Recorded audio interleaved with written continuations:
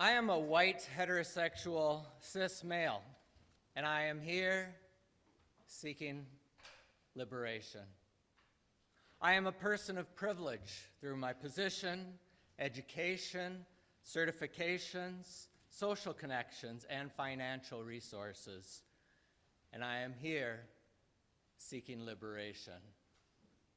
I am an oldening American.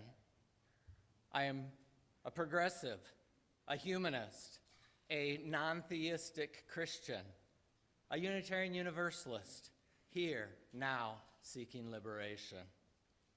Please join me. I'm cautious about categorizing myself with labels like these. Perhaps you are too. To some degree, labels contain us and thereby close us off from one another. Labels may seem like obstacles to liberation, but let's be real. The world sees us, and when we see ourselves and when we see each other, it's very hard to get past categories that are often immediately visible: age, race, gender expression, social class. Categories that can get in the way of our recognizing one another as equals. But also, these categories can be used to say, yes, welcome to one another. And so I say to you, yes, welcome. And so we gather today, Christians, atheists, Buddhists, Jews, pantheists, naturalistic humanists, all of us, people whose humanity transcends these labels, whose liberation requires that we transcend these labels.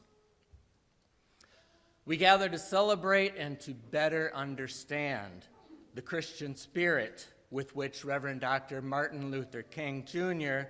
led the civil rights movement. His was a liberatory Christianity rooted in inclusion and respect for all people. Let us join together today in that spirit.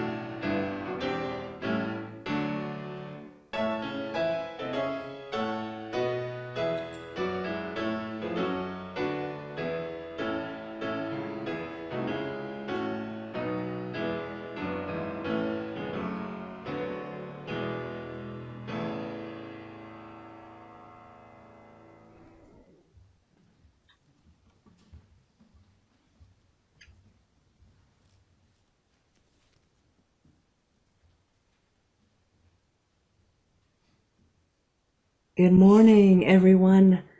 I'm Reverend Tessie Mandeville, and I am a community minister at Buff, and I'm glad to be here with you this morning from home.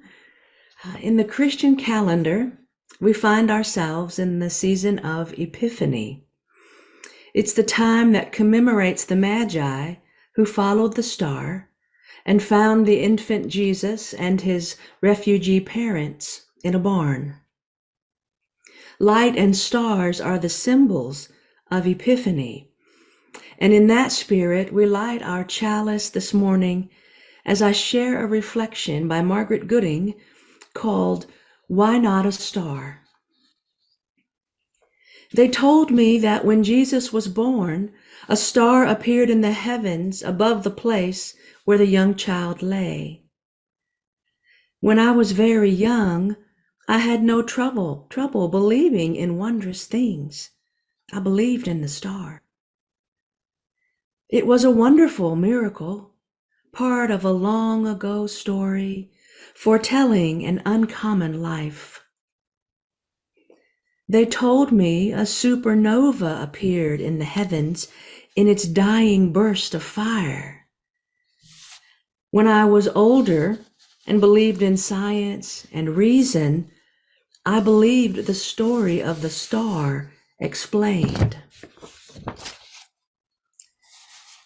But I found I was unwilling to give up the star, fitting symbol for the birth of one whose uncommon life has been long remembered.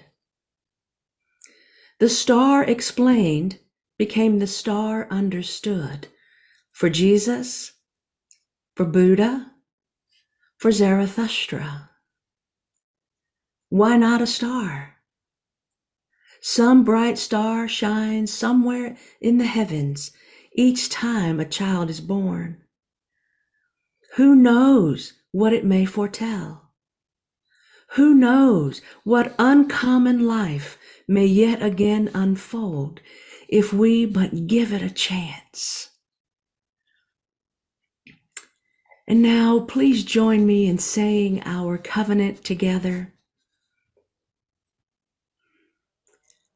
Love is the spirit of this fellowship, and service gives it life.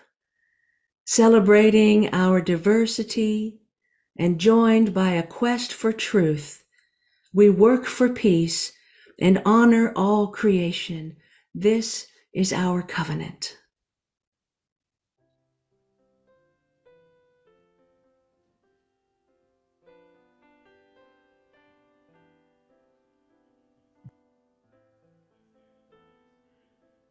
Spirit of Life.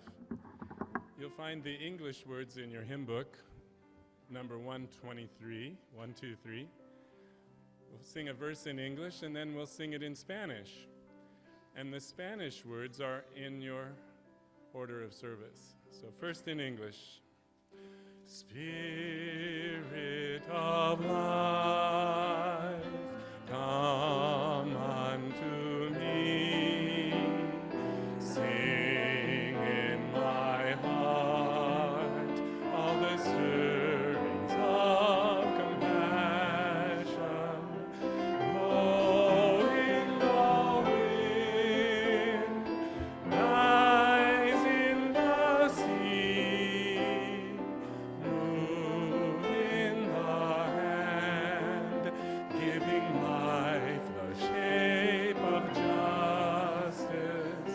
Roots hold me close, wings set me free. Spirit of life, come to me, come to me.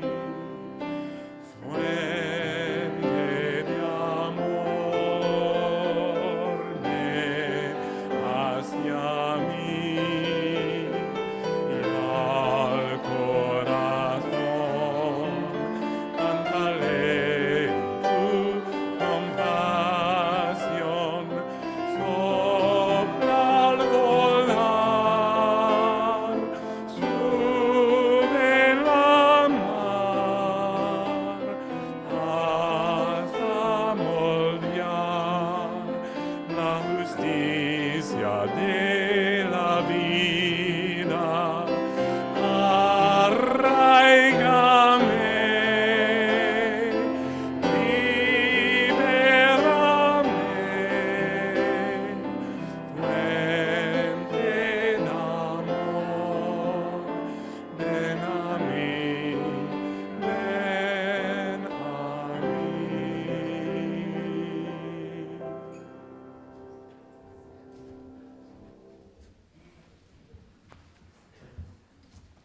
I have a story here for little ones if they would like to keep.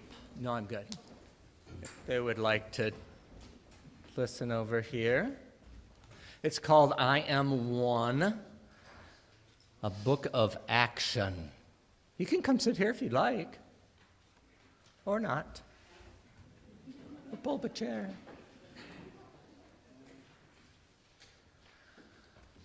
How do I make a difference? It seems like a tall order for one so small. So this is talking about how very, very small people like me and you can make a difference in the world. Because beautiful things start out with just one. One seed to start a garden. One stroke to start a masterpiece. One note to sing a melody. And did you notice how incredibly full? Kevin started with one note and then everybody picked up the song. Wow. One step to start a journey. One brick to start breaking down walls. If you got a big, big wall to break down, you have to start with one brick. And I can speak one gentle word to start a conversation. That's like talking with other people. I can use my one soft voice to start a friendship. I can perform one act of kindness to start a connection. I can share one tender hug to start caring. And that can even be with a cat or a dog or a hamster or whatever you have to hug. I can light one candle to start leading the way. I can make one drop in the water to start ripples that become swells, then waves, traveling over oceans, across borders and boundaries, landing on distant shores to start a chain reaction, inspire a movement, make a change. I am one and I can take action. And when I say I'm talking about you and me and all these other people here. We are each one. We can each take action. One by one, we can make a difference because as you notice, there's more than one.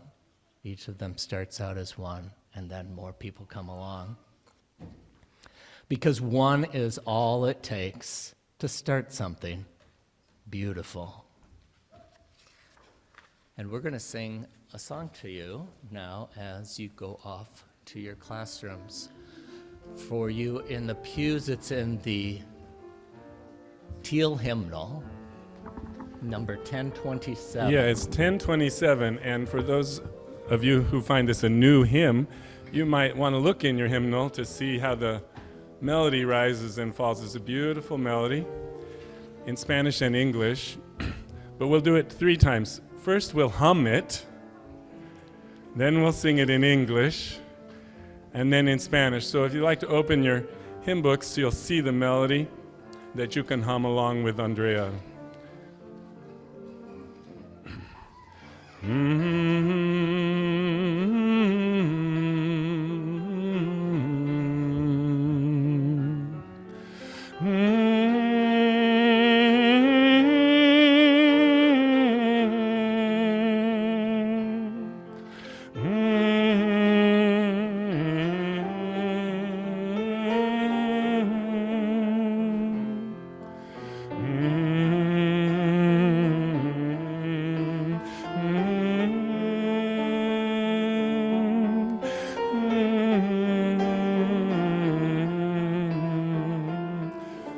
Now we'll sing in English.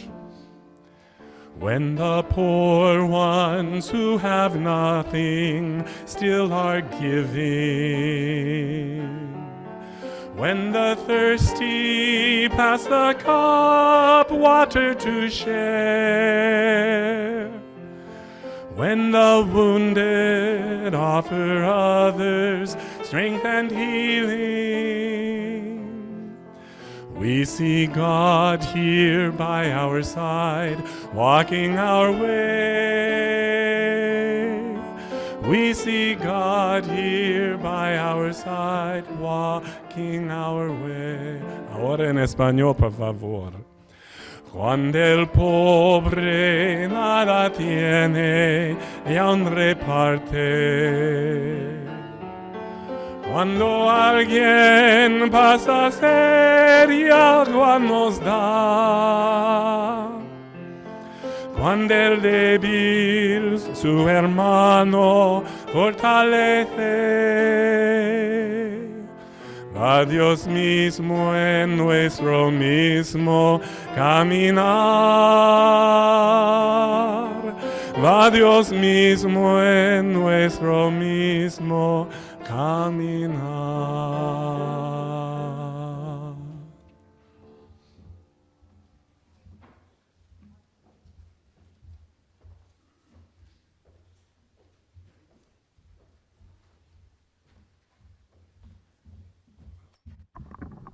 Good morning.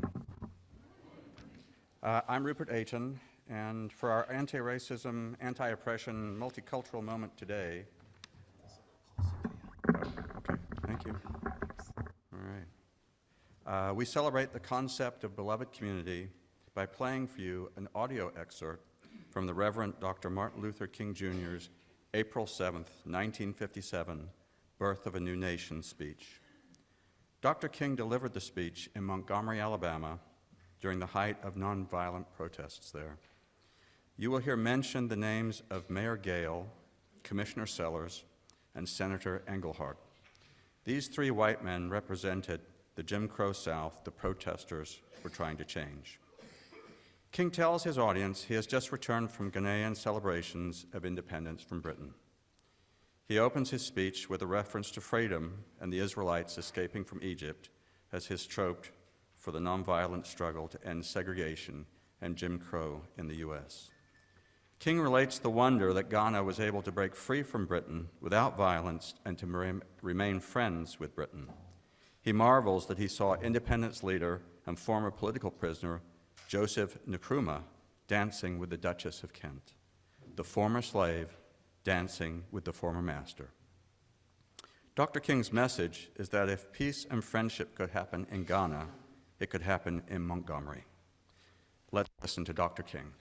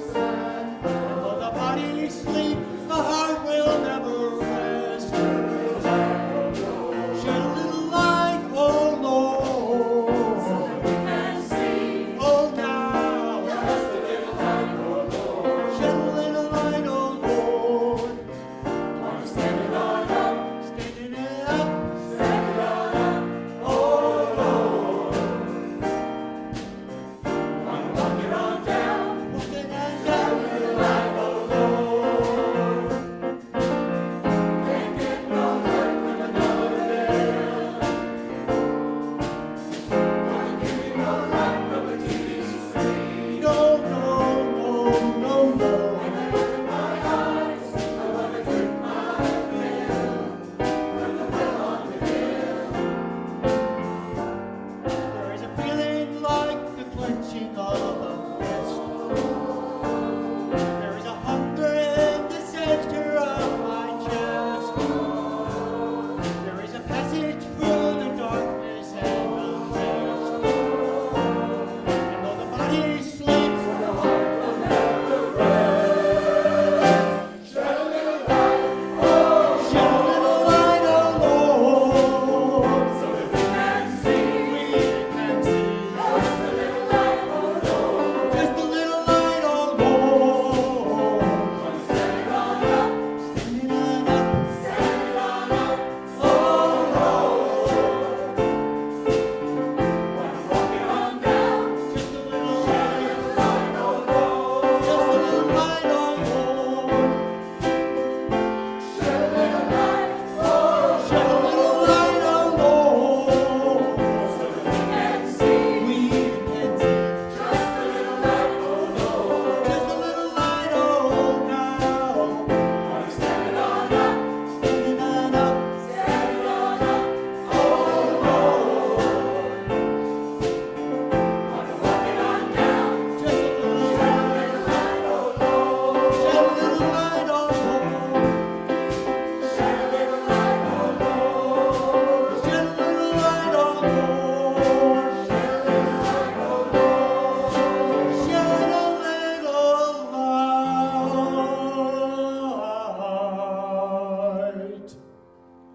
Shed a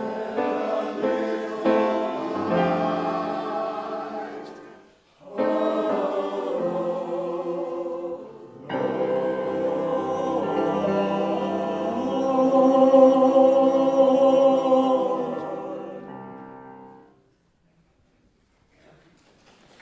Ted Williams.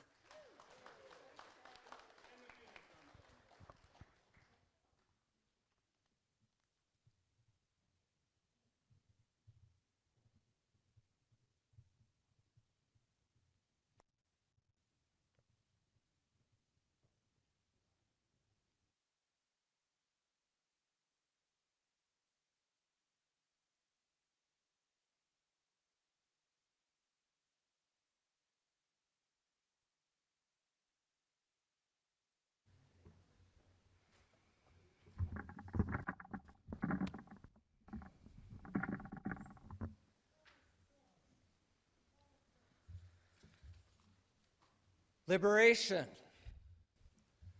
Liberation has been a pervasive human aspiration.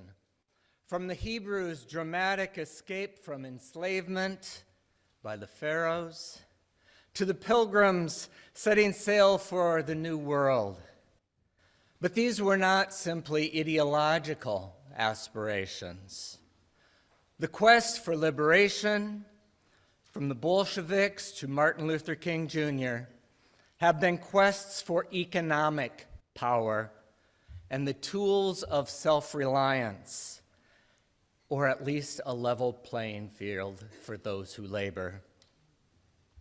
Liberation has been a driving force behind collectivist movements, from those of miners in the United States to landless peasants in Latin America, to Starbucks and Amazon employees here in our midst, all seeking release from exploitation by those who hold power over them. At the same time, liberation is an element of an individual's spiritual journey, not just collectivist. The jihad is best understood as an inner battle for liberation. The Buddhist quest for enlightenment is a quest for liberation from desire. And each of us have sought liberation from our own resentments through journeys of reconciliation and forgiveness. Our story a few minutes ago, I Am One, is about recognizing our calling within our individual circumstances but not as individuals needing to claim virtue as a ticket to heaven, not to satisfy our egos. Individual liberation and collective liberation are inescapably connected. Economics and the environment provide some good examples. You've heard that to give someone a fish is to feed them for a day, but to teach them to fish is to feed them for a lifetime. But that distinction is irrelevant to the person who does not have access to the lake. Liberation does involve feeding and teaching, but it also involves ensuring that everyone has access to the lake. And slowly it's dawning on us, through so much environmental havoc, we will all go hungry if there is no lake. The Phoenix Ensemble just sang for us with confidence and urgency. We are bound and we are bound. We are bound in that we are united. We are bound that we are on our way. Let's add, liberation is bound to happen. It is our destiny. Dr. King reminded us, we are tied in a single garment of destiny. Lilla Watson adds, if you have come here to help me, you are wasting your time. But if you have come because your liberation is bound up in mine, then let us work together. At the beginning of the 20th century, the United States was experiencing social upheaval on many fronts. Vast numbers of immigrants, a shift from the agrarian to the industrial living and working situations. Each of these factors brought into stark relief the difference between ethnic and religious groups, the races, and in particular, differences between rich and poor. In this context, many Christians became less interested in theology as a bunch of abstract beliefs and began to recognize that the teachings of Jesus are primarily concerned with social relationships here in this world. They became increasingly supportive of civic reforms such as women's suffrage, the end of child labor, education, assistance to immigrants, and public health. As the century wore on, many feminists, American blacks, and Latin American Catholics began using the term liberation theology to understand their struggles within a biblical context. In 1970, James Cone, a prominent black American Christian theologian, put it starkly. Christianity is essentially a religion of liberation. The function of theology is that of analyzing the meaning of that liberation for the oppressed so they can know that their struggles for political, social, and economic justice is consistent with the gospel of Jesus Christ. He continues, and therefore, any message that is not related to the liberation of the poor is not Christ's message. Any theology that is indifferent to the theme of liberation is not Christian theology. Latin American activist Paulo Freire wrote that liberation theology is about two things. One, speaking for those who are forbidden to speak. And two, the side-by-side struggle with the silenced, so that the silenced can effectively speak for themselves the words that will revolutionize and transform the society that reduced them to silence.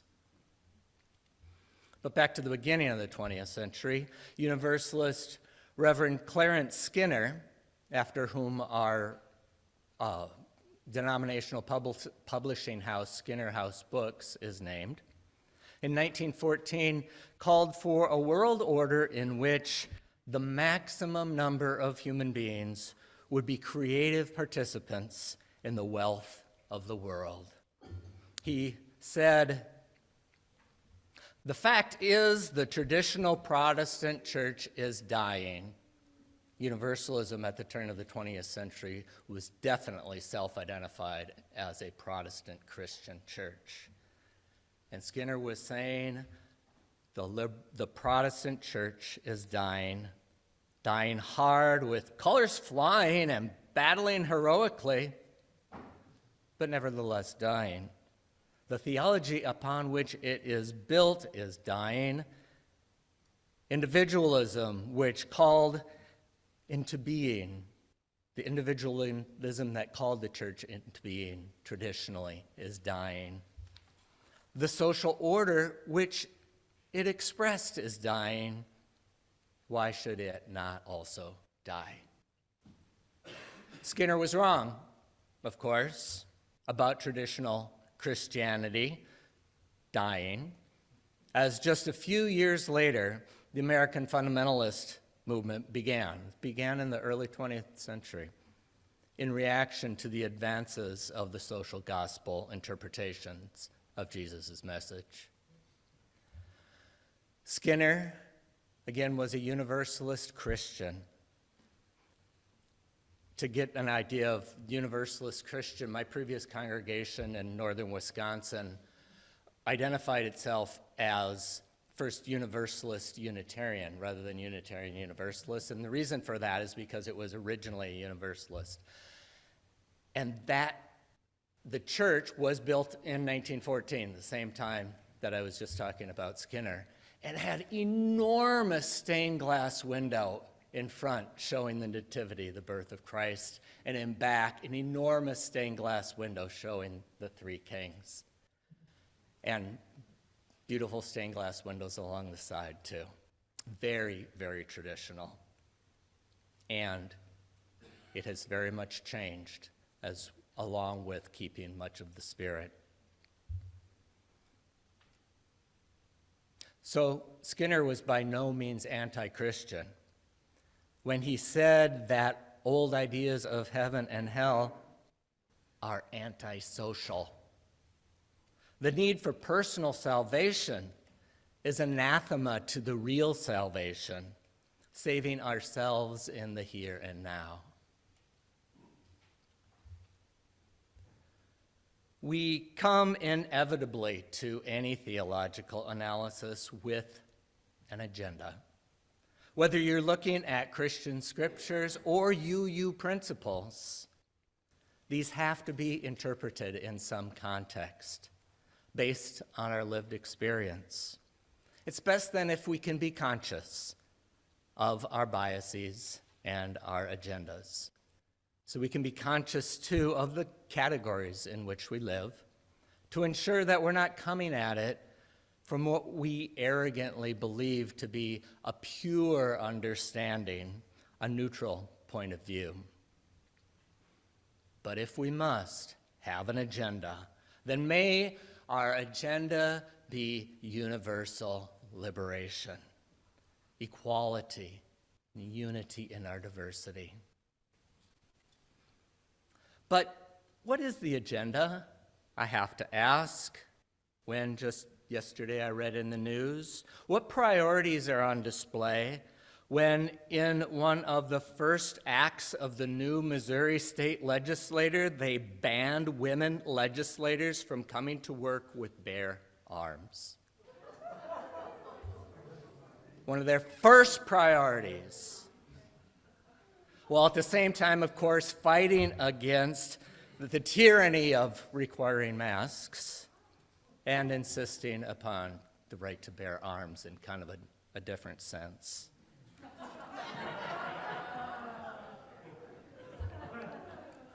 And what is the agenda of those who would shame children and their parents, who want to ensure that their kids understand their own bodies and how to protect their bodily integrity? Amen. A few Sundays ago, we spoke here about our commitment to sexuality education for all ages and our appreciation for allies in this, both religious and secular, here in our community.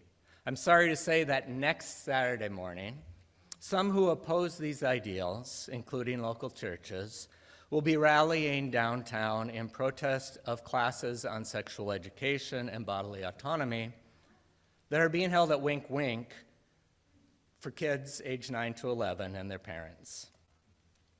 It is not anti-Christian to defend our thoroughly considered values. Rather, I believe it's essential that we show up, specifically as a faith community, with a different message. In a world where sexual abuse is rampant, attacks on LGBTQ folks are encouraged, and reproductive choice is criminalized. Children and their families need to know that there are religious communities where bodily integrity and sexual self-determination are recognized as sacred principles. I will be gathering allies among the local progressive clergy and their congregations. Tomorrow, Henry Ohana and Connie Murphy will be holding a sign painting party here at Buff at 1 p.m. So please join them and or join us next Saturday morning at 11 a.m. The location and the details, addresses of us and Henry, all that is printed in your order of service, both the online and the printed order of service. And Henry and Connie, will you stand up so that if anybody wants to talk with you afterward, that's where to find them. Give them your support and find out how you can help with this painting and so forth. Some say that liberation can only be collective. Some say that collective liberation is an oxymoron. It seems to me that the latter view, which calls for freedom to discriminate and pollute and threaten and harass, this egocentric view, this individualistic view, exists primarily because it is promoted by authoritarian regimes. Fascism of state, fascism of church and capital, theocracy, aristocracy, plutocracy, militarism, corporatism, imperialism, and winner-take-all ideologies that are all contrary to the ideals of Jesus. It is so tempting to throw up our hands in defeat. It's tempting to say that this is inevitable. This is just the way humans are. I am tempted to throw up my hands because I see some aspects of myself in all of the above, or I should say, all of the above in me. Ideologies and practices of my own that seem, in the short term, to benefit me as an individual, even if they create crushing realities for others. But in our intentionally pluralistic Universalist, Unitarian, and Unitarian Universalist congregations, one of the sources from which we draw values is wisdom from the world's religions, which inspires us in our ethical and spiritual life.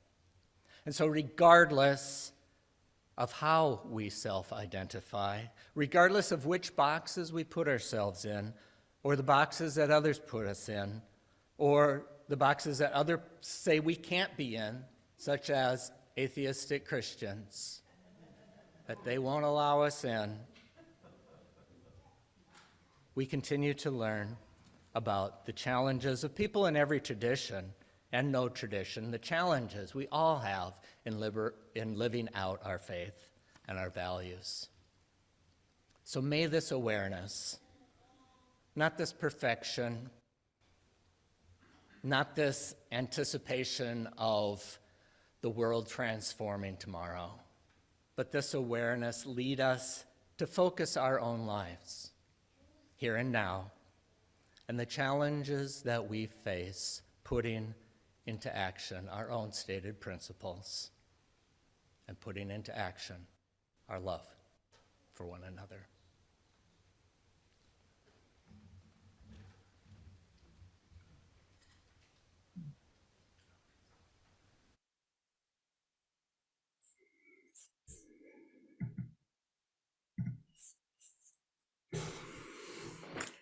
I've been writing pantoums again. A pantoum is a style of repetitive poetry that began in Malaysia in the 15th century. And in Malaysia, they were short folk poems that were often sung to each other. I haven't sung a pantoum yet, but I can tell you that songs often come to mind when I feel a pantoum welling up from within. So the pantoum I'm going to share with you today is called Liberating Love. And I'll read it through once and ask you to listen. And as I read it through a second time, there'll be some screens. There'll be some slides on the screens that you can look at. Liberating Love. I grew up singing the song, "They'll know we are Christians by our love." I truly believed that then, and I still believe it now. Liberating love is everything. If love is not liberating, it's not Christian. I truly believed that then, and I still believe it now. It's why I identify as a Unitarian Universalist Christian. If love is not liberating, it's not Christian. The Bible tells me so, in no uncertain terms, that those who claim to love God must also show love for others. It's why I identify as a Unitarian Universalist Christian. I reason that I am following in the footsteps of the Unitarian minister, Ralph Waldo Emerson, who said, Jesus belonged to the race of prophets who saw with open eyes the mystery of the soul. The Bible tells me so, in no uncertain terms, that those who claim to love God must also show love for others. My heart resonates with the American Baptist minister, MLK, who said, if one is truly devoted to the religion of Jesus, they will seek to rid the earth of social evils. I reason that I am following in the footsteps of the Unitarian minister, Ralph Waldo Emerson, who said, Jesus belonged to the race of prophets who saw with open eyes the mystery of the soul. Liberating love is everything. My heart resonates with the American Baptist minister, MLK, who said, if one is truly devoted to the religion of Jesus, they will seek to rid the earth of social evils. I grew up singing the song, they will know we are Christians by our love.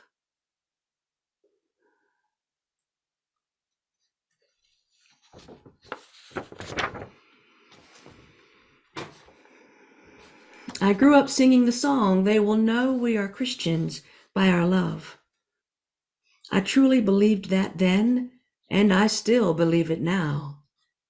Liberating love is everything. If it's not liberating, it's not Christian. I truly believed that then, and I still believe it now. It's why I identify as a Unitarian Universalist Christian. If love is not liberating, it's not Christian. The Bible tells me so, in no uncertain terms, that those who claim to love God must also show love for others. It's why I identify as a Unitarian Universalist Christian. I reason that I am following in the footsteps of the Unitarian minister Ralph Waldo Emerson, who said Jesus belonged to the race of prophets who saw with open eyes the mystery of the soul. The Bible tells me so in no uncertain terms, that those who claim to love God must also show love to others. My heart resonates with the American Baptist minister MLK, who said, "If one is truly devoted to the religion of Jesus, they will seek to rid the earth of social evils." I reason that I am following in the footsteps of the Unitarian minister Ralph Waldo Emerson, who said Jesus belonged to the race of prophets who saw with open eyes the mystery of the soul. Liberating love is everything. My heart resonates with the American Baptist minister MLK, who said, "If one is truly devoted to the religion of Jesus, they will seek to rid the earth of social evils." I grew up singing the song, "They will know we are Christians by our love." And in that spirit, I invite us all to rise in body and spirit and sing together hymn number 34 in the gray hymnal. And the words will be on the screen as well. "Though I may speak with bravest fire."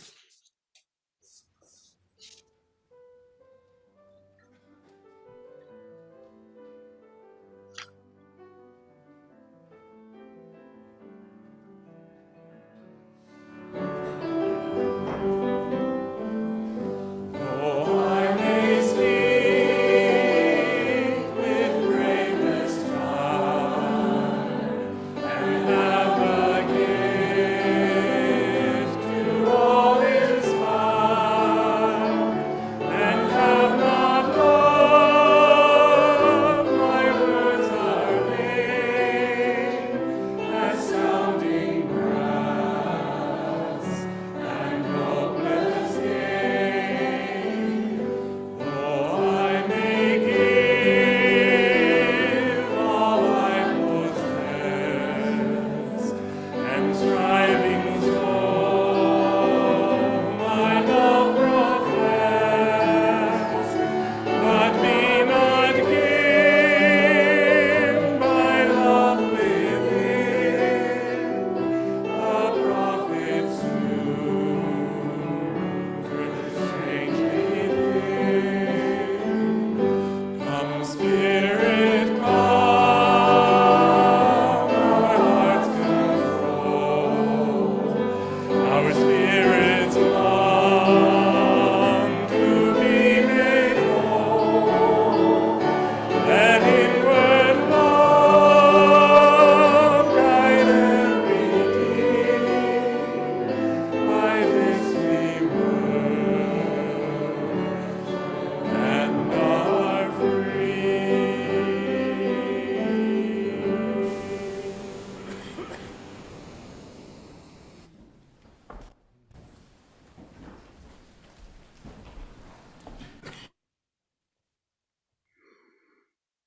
I have the honor of introducing the recipients of our special collection this month.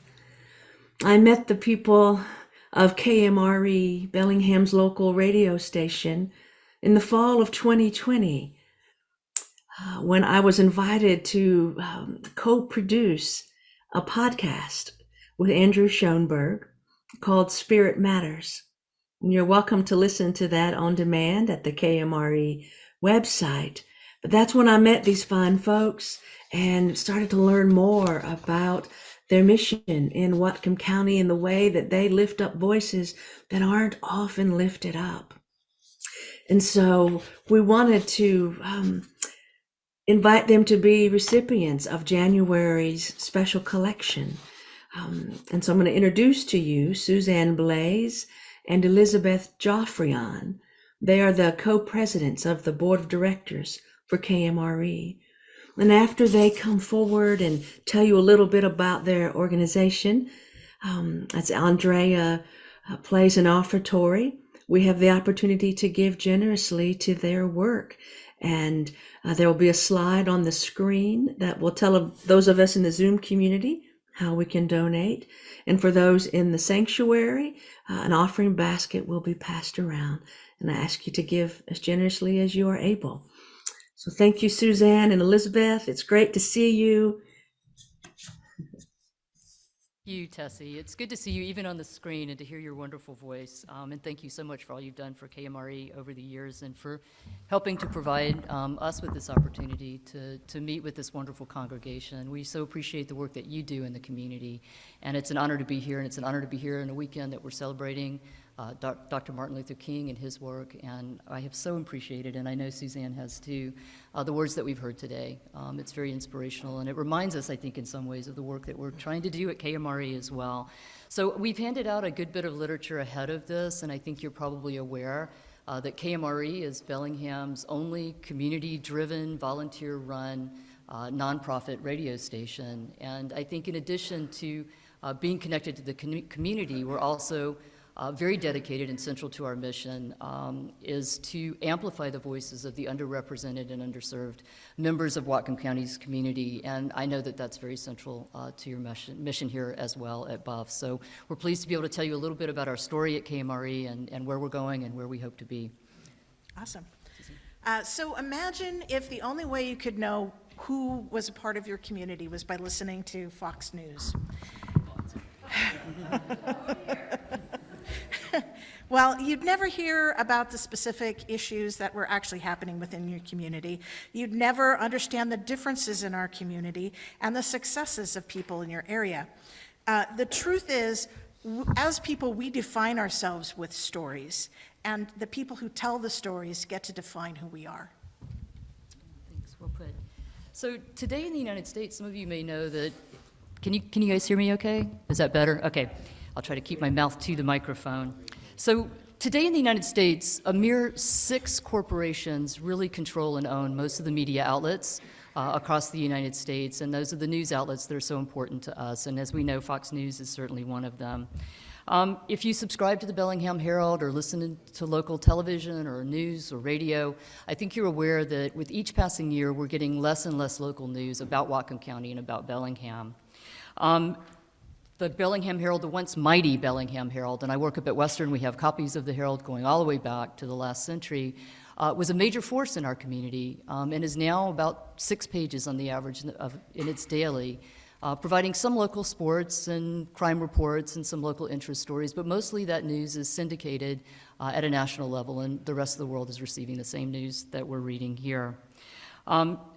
In addition to sort of this dearth of local news and its implications for our ability to exchange information in a democratic society, it also limits the ways in which we're able to provide public service announcements, opportunities to our underrepresented and underserved communities, information that they desperately need, I think, to advance the work that we're all collectively trying to do. And as a result, I think, Bellingham, like many parts of the country right now, are existing in what we consider to be a media or local news desert, and that has huge implications, I think, for the way that we understand democracy and are able to exchange information. So my day job is up at Western. I produce television and video for Western, and have been doing it for decades, but my passion is in community access to the airwaves. I've been working for that for as long as I've been living in Bellingham, which is 33 years now. And for the last 7 years at KMRE, we've been working hard to try to sort of close up those gaps, those informational gaps, in local news and information. With help from Whatcom Community Foundation, we've created a daily local news broadcast. Love it if you would listen at 102.3 FM or kmre.org online at 3, 4, and 5. It's an all-volunteer newsroom, multi-generational. And we are also looking right now to expand our reach so that we can get actually the whole entire county and a lot of the Southland as well. So that's our sort of our main focus right now, is expanding our reach and expanding the stories we're able to tell. Yeah, thanks, Suzanne. I think it's really important to understand that increasingly news is only available to us through a paywall. For many of you who perhaps get the Washington Post, an important news source, the New York Times, we're paying for subscriptions and we're paying still through ads. And so at KMRE, we're absolutely committed, I think, to an awareness of the importance that traditional public broadcasting radio has and the ability to provide local news in a way that's not dependent on access subscriptions, that it's free and available to everybody in our community, despite your ability to afford high-speed internet or your ability to access a subscription or get your news through a paywall. So that is something that we're reaching out to you all to help us do, to help us to provide some sustainability to this news program over time and to make sure that this local news that we're developing and building and generating will be available throughout Whatcom County. We have received permission from the FCC to expand our license. We'll be broadcasting, Suzanne's the technical guru, at 2,000 watts, as opposed to just 100. So we'll be reaching the entire county very soon and broadcasting from a much stronger place. So, okay, I think we're running short on time. I think we are too. Take it away, Suzanne. So let me just end with this thought, and that is that, our mission at the station is to help us hold on to our identity. We live in a very precious place. It's very unique, and we believe that everybody in this room, everybody in the county has an important story to tell. And as Martin Luther King said, our lives begin to end when we stop, when we become silent about things that matter to us. And that's why KMRE exists, to talk about the things that matter to us. Thank you all very, very much. Much appreciated.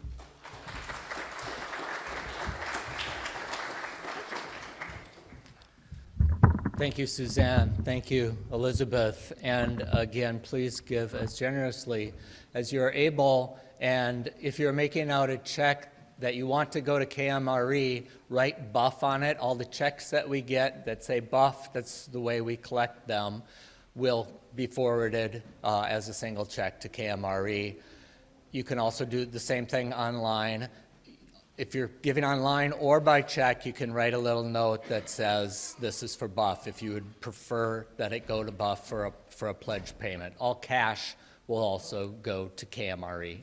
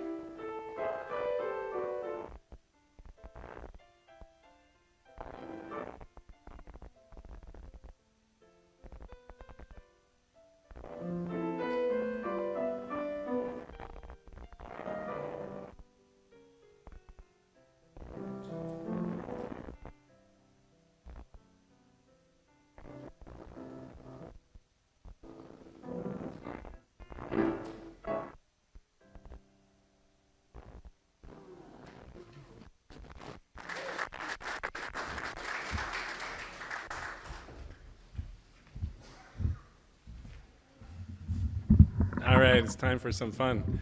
Let's stand and sing Sia Hamba. It's 10:30 in the Teal Hymn Book. The words are up there. We're going to sing it in English first, and then Zulu.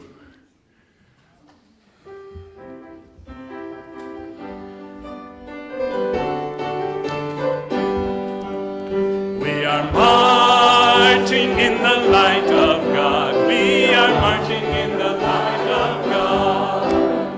We are marching in the light of God. We are marching in the light of God. We are marching, marching, we are marching, marching, we are marching in the light of God. We are marching, marching, we are marching, we are marching in the light of God. Okay, repeat after me. Siahambe kukanyen kwenko.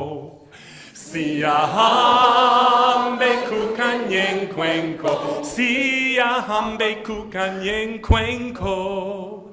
Siahambe kukan. And repeat it. Those two lines together. Siahambe kukanyen kwenko. Siahambe kukanyen kwenko. Siahamba. Siahamba, Siahambe kukanyen kwenko. So here's the middle part. Siahamba, hamba, Siahamba, Siahambe kukanyen kwenko. Siahamba, Siahamba, Siahambe kukanyen kwenko. Okay, let's do the Zulu verse a cappella. Siahambe kukanyen kwenko, Siahambe kukanyen kwenko, Siahambe kukanyen kwenko, Siahambe kukanyen kwenko, Siahamba, hamba, Siahamba, hamba, Siahambe kukanyen kwenko. Hamba, hamba, Siahamba, hamba, Siahambe kukanyen kwenko. Okay, now, while Andrea plays, we're going to do the little step touch thing, okay? Go to your right and your left, and you go step, touch, step. And when you touch, you clap. That way and that way. Yeah, you got it. Back to the English. You don't need the book. We are marching. We are marching in the light of God. We are marching in the light of God. We are marching in the light of God. We are marching in the light of God. We are marching, marching, we are marching, marching, we are marching in the light of God. We are marching, marching, we are marching, marching, we are marching in the light of God. Siahambe kukanyen kwenko, Siahambe kukanyen kwenko,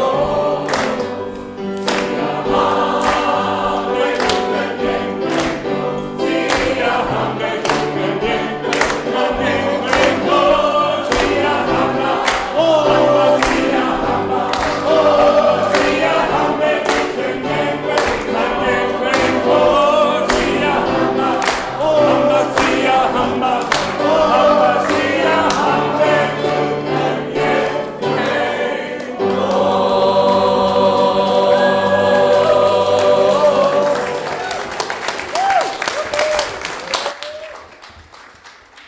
All right, thank you. I have just a couple of announcements, so please have a seat.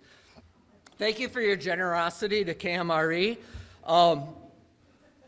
Actually, thank you for giving us the money, but we, believe it or not, don't have people to count the money. No, seriously, we have volunteers, I don't know, something like 6 or 7 volunteers, and we need to schedule people every week. For security reasons, we have our protocols of doing it right after. So please contact the office, admin@buff.org, if you would be willing to become a counter.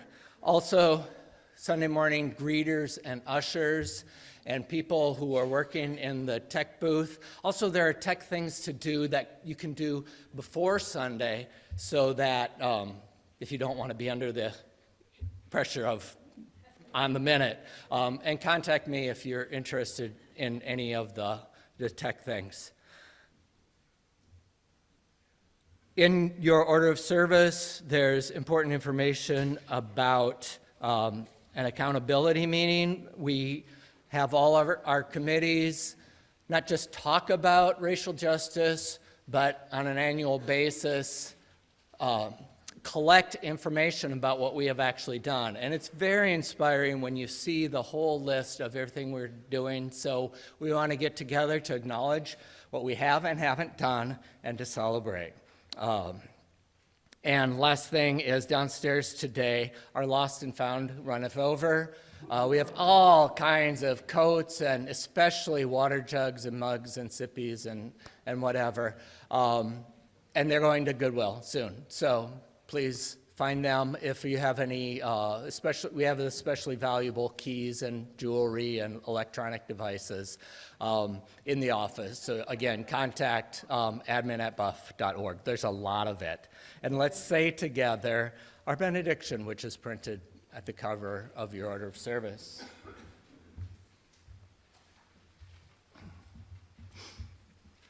And you can read the italicized lines, or I guess it's up there. When I am called upon as a person of faith, how will I answer?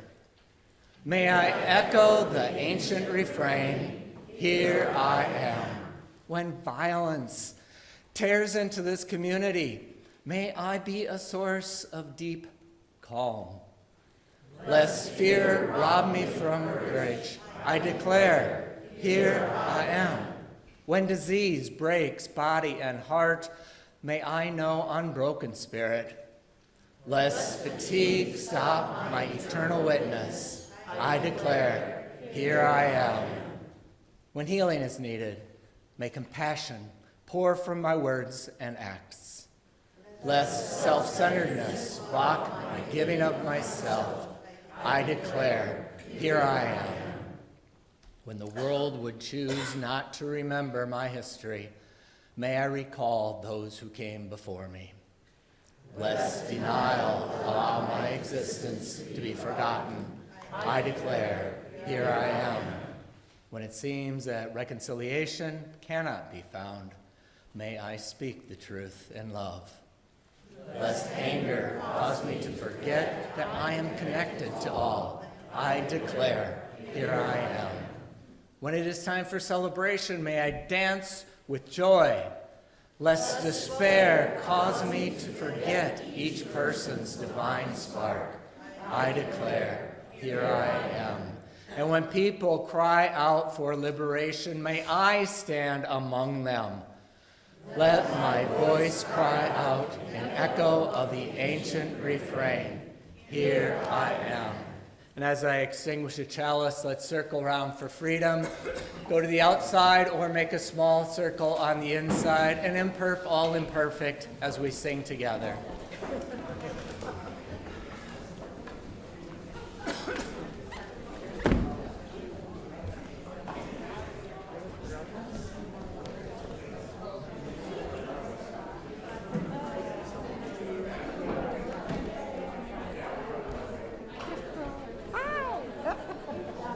Really hands here.